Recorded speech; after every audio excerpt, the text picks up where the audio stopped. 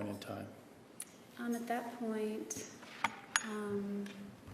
I was really focused on trying to make new friends. That was kind of difficult. In 6th grade, I went to an elementary school, and then in 7th grade, I went to another new school it was called junior high school, then it's now middle school, I guess. But so it seemed like I was constantly going to new schools. There was this new school, then another new school, and then, then we moved again. And so it was just hard to make friendships. I did make a few close friends, though. Okay. Well, you mentioned earlier that in your grade school years you had an interest in art. Yes. Okay. Did that continue through junior high? Definitely. I don't remember so much in 6th grade focusing on my art, but in junior high, I took an art class, maybe 2 art classes, both years. And I had a really cool art teacher, and he mentored me. Okay. Let me ask you, as it relates to your parents, how was your interest in art received? Did they encourage that? How was it received by your parents? They didn't discourage me by any means, but they were lukewarm, I'd say. It was like, oh, that's nice. They weren't really moved by it, I don't think. I was getting a lot of praise from my classmates and my art teacher and other people, but I didn't really get that from them.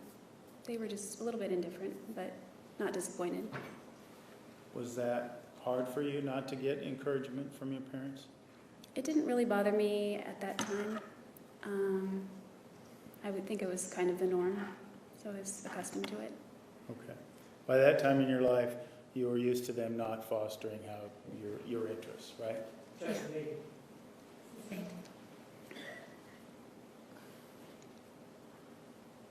Let me ask you this. Did your parents ever show any interest as you were growing up in your artwork? Did they ever foster your interest in art? They did, minimally. At one point, I think this was after I moved to Santa Maria, I was enrolled in one art class, which was after school, and it lasted a few weeks. I created a few pieces, a few projects, and I remember other family members being more encouraging. I have a cousin who's a very accomplished artist, and he complimented my work, and that was in the presence of my parents, so okay. They never really went out of their way to, display it or anything like that, but I don't know. All right. And where did you go to high school?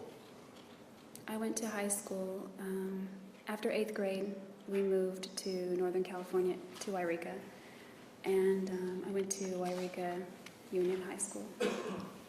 I'm sorry, I didn't hear you. You said Yreka something. At least when I was there, it's called Yreka Union High School. Okay. And I'll ask this because it's different in different places. What grades were you in when you entered Yreka High School? That school is grades 9 through 10. I'm sorry, 9 through 12. Okay. So what years then did you enter? Did you enter in your freshman year or later? Freshman year.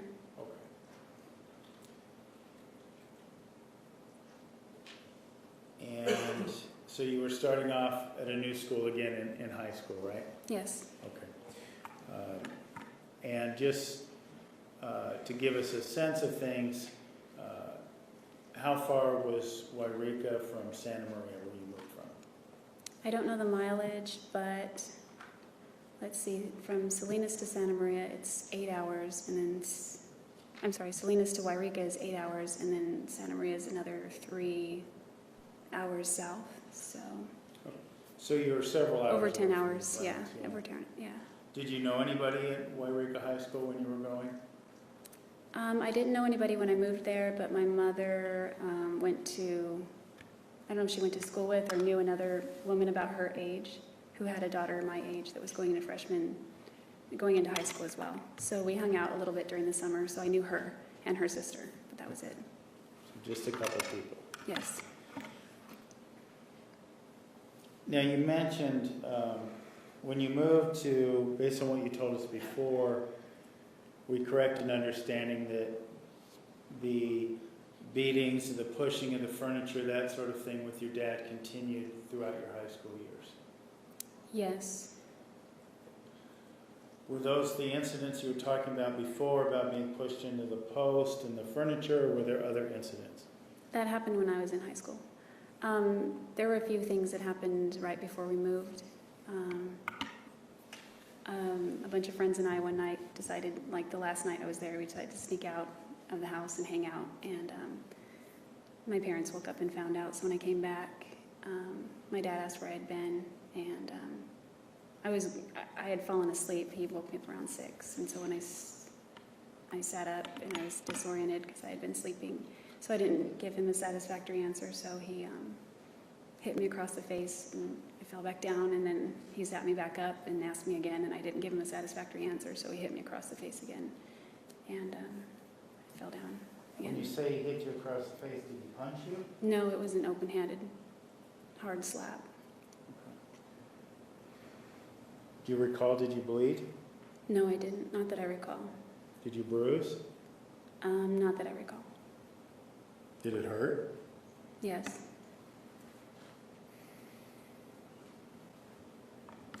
Just so we can clarify as well, your dad's a pretty big guy, right?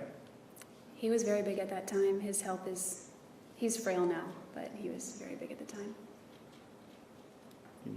Can you give us an idea about tall and how much he weighed at that time? I don't know his weight, but he's about 5'11". He used to bench press 520 pounds. He was a really big guy for a while.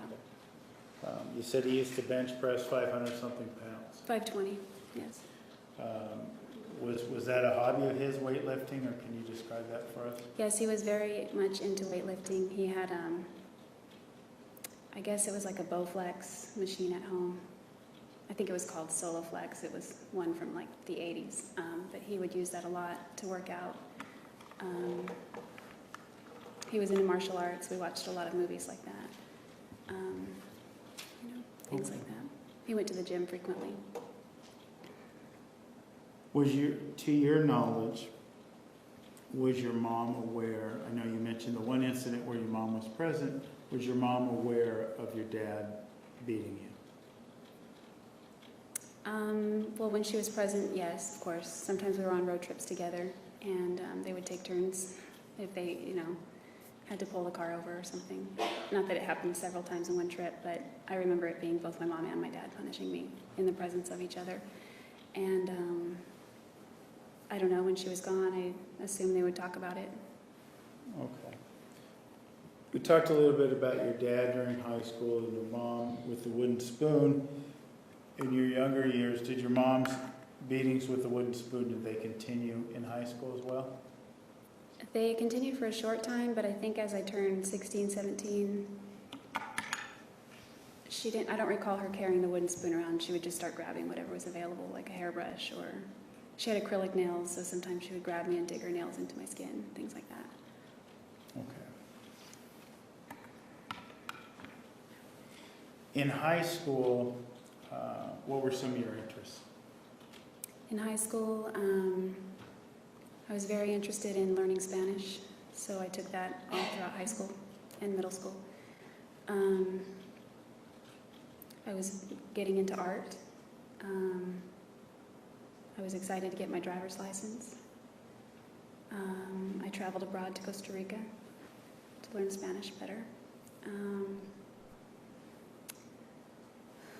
I had a few friends. I didn't really make a lot of close friends like I had before. It just seemed like I was constantly making friends and then we were moving away. So, She was asked what her interests were. sustained. Did you have a lot of friends in high school? I had a large circle of friends, but nobody I was very close with. Would I be correct in assuming that your interest in art by the time you're in high school moved beyond the Crayola crayon phase? Yeah, very much so. Tell us about that. I was at my grandmother's house one day and she had an old set of oil paint, and I knew what oil paint was. I'd never worked in that medium before, so I didn't know what I was doing. I just took a piece of printer paper and started painting oil paint on this paper, and it began to oil began to spread around the paint. So I figured, okay, that's not going to work. So I went to Michael's, the arts and crafts store, and bought some supplies and began to experiment with that and started painting. And did you work during high school? I did. My dad owned a restaurant at the north end of town. It's now a Mexican restaurant, but he owned it then, and I would work as a server there from the time I was a freshman on through, I think, 96 or 7 when he closed it. So you started working in 9th grade. How old were you in 9th grade? In 9th grade, I was 15. And was there a certain amount of days you worked while you were in high school? He put me on a few afternoons and the weekends. Okay. Did you graduate high school? No, I didn't. Why didn't you graduate high school? At the time, about 3 months, well, it's kind of complicated. Okay. Well, let's talk about it. Did you drop out of high school? Yes, I did. Where were you living at the time that you dropped out of high school? I was living with my boyfriend at the time, about a little town 6 miles outside of Wairika. Let's break that.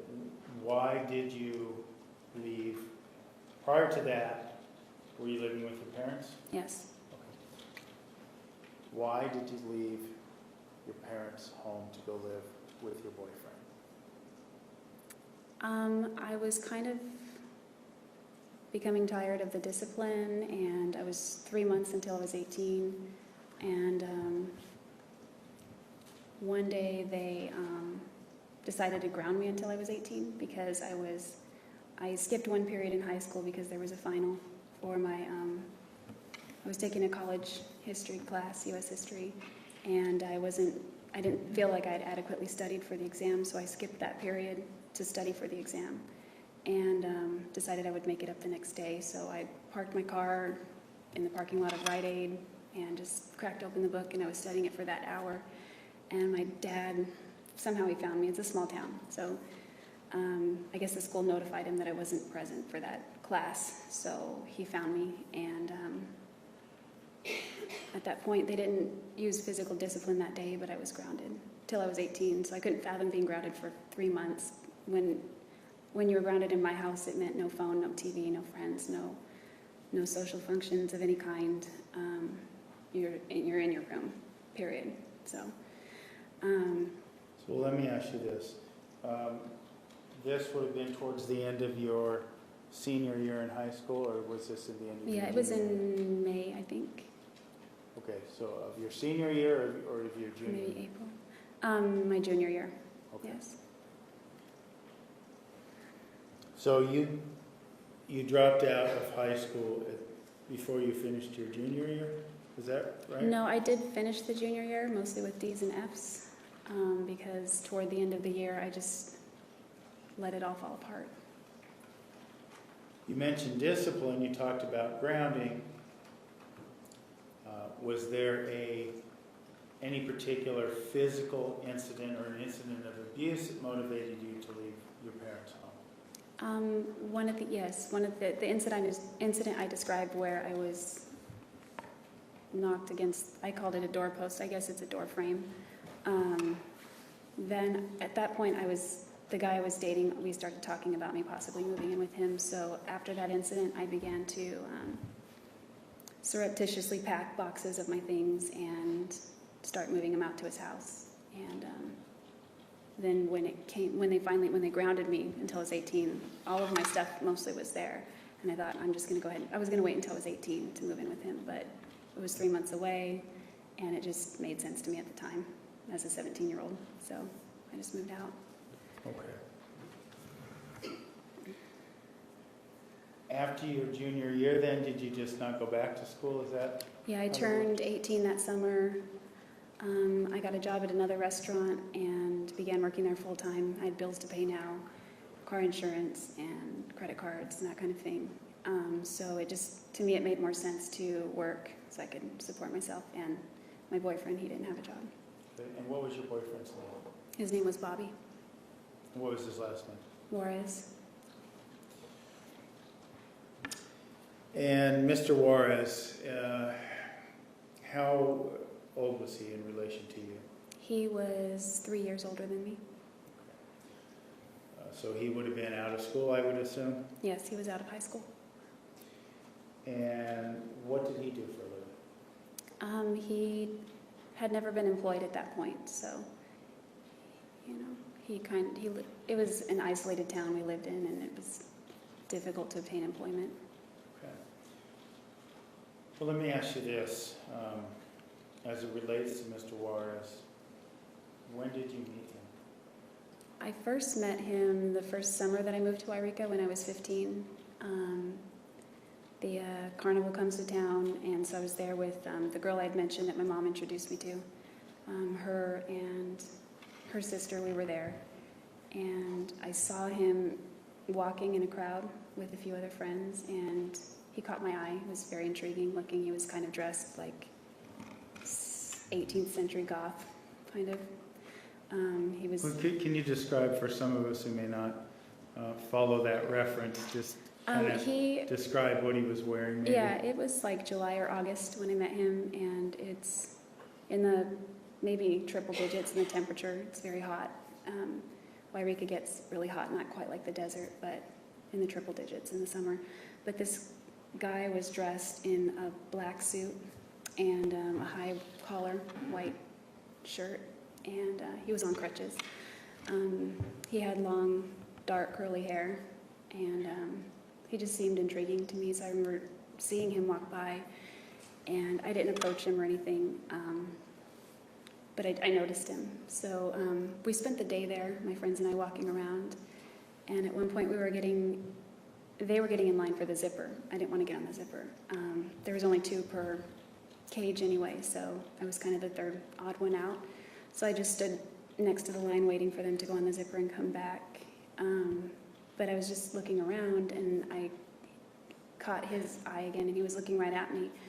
And he motioned for me to come over. He went like that, and I didn't know if he was talking to me, so I kind of looked around and looked at him again, and he did it again. So I walked up to him, and he said, in a very kind way, he said, "Do you want to go?" Oh, sorry. 15. Let me ask you this without telling you what he said, and just to clarify a bit based on what you told us, he would have been around the age of 18 at this time, right? Yes. Okay. And you were 15. You meet him at a state fair. Yes. Thing. Okay. Tell us then, do you begin a relationship at that point in time, or just kind of describe for us how that relationship was at that time? No, he invited me to go on the zipper with him, so we went on one ride with that and talked a little bit as we were flipping around, and after that we parted, and I didn't see him again for a while. Okay. When did you see him again? I think it was October, maybe November of that same year. I was at a homecoming football game for my high school, and I saw him again, and he was with some friends. And I was really shy, but I wanted to say hi to him, so I walked up to him and said, "Do you remember me?" And he said he remembered me, but he couldn't remember my name, so I told him. I didn't remember his name either. So we kind of reintroduced ourselves, and he said, "Tell me your phone number, and I promise I'll remember it." So I gave him the house phone, which was my parents' phone. We didn't have cell phones. And he remembered it and called me.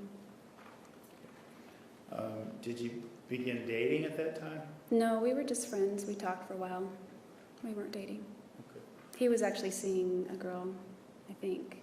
I don't remember. Okay. So you were just friends for a period of time? Yeah, several months. We were just friends. But you were telling us he became your boyfriend at that point, so I'm assuming there's some point in time that you two began dating. Yeah, the girl broke up with him, and there was a period of time where he was single and I was single, and we started just talking more and more. And then I think it was on New Year's that year when I was a freshman, we decided to become boyfriend-girlfriend. Okay. And then you said that was your the beginning of your sophomore year? Or? I would have still been a freshman then. Okay. And you said you were going to become boyfriend and girlfriend with Yes. him. Okay, you guys decided that. Was he still in high school at that point in time? No, he was out of high school. And to your recollection, was he working at that point in time? No, he wasn't working. Okay.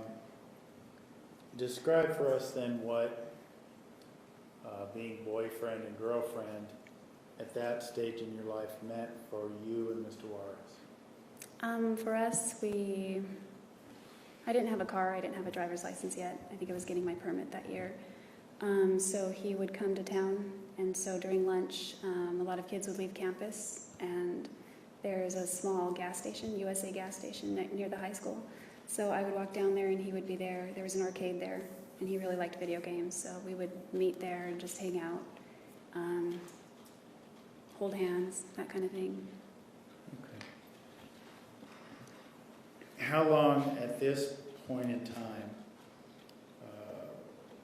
how long did you date Bobby continuously from the time that you were 15 till you moved out of the home? No, we stayed together for a while, and I think at age 15 I felt like the relationship was getting very intense. He was talking about being together forever, and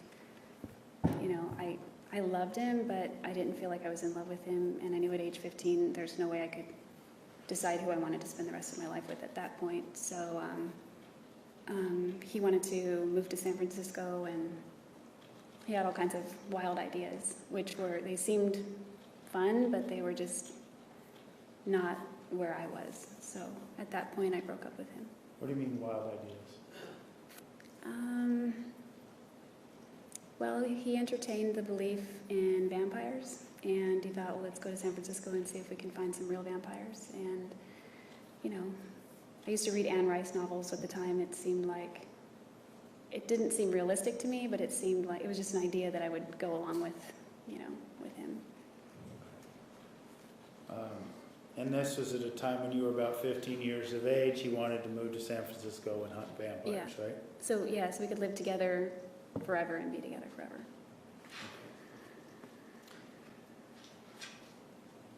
Was there a certain point in time then when this was going on and you said it was getting too intense for you?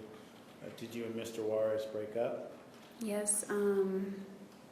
It was one afternoon. I broke up with him on the phone. I don't know where my parents were, but my Aunt Lisa was at the house. She was picking my brother and I up. I was having this conversation with him. He was very upset. And Lisa wanted us to leave. She wanted to take us. We had to go somewhere with her. So I didn't have time to stay on the phone with him for a long time and talk through it with him. So I had to sort of abruptly end the phone call shortly thereafter, and it was, I don't know, I guess he didn't take that well. Okay. What do you mean by you guess he didn't take it that well? I found out a few years later that he... Objection, Pearson. Approach.